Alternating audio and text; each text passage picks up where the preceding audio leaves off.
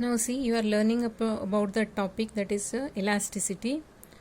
So basically you have to know about what it is elasticity. Elasticity is a branch of science which deals with the elastic property of the materials.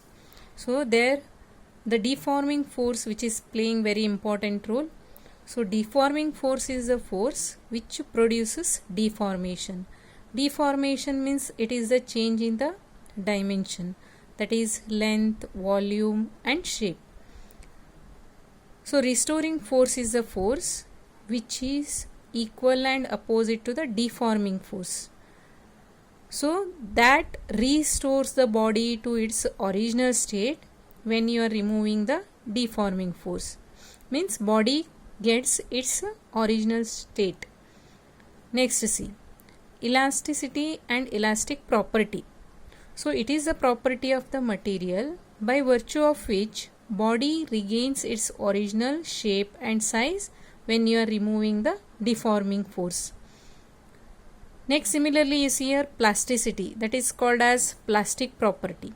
It is the property of the material by virtue of which the body which cannot regain its original shape and size when you are removing the deforming force. So based on this the materials are classified. So that is called as elastic materials and plastic materials. So elastic materials are the materials which regain their original state when you are removing the deforming force. Example for this is considered as quartz, steel, rubber. Rubbers are also called as elastomers. Next see plastic materials. Plastic materials are the materials which are not able to regain its original state when you are removing the deforming force. And example for plastic material is putty, clay, mud, wax, nylon, lead, etc. So there are some important terms which are playing here in elasticity topic, that is load. So what is the load? Load is the external force which is acting on the body which produces change in the dimension of the body.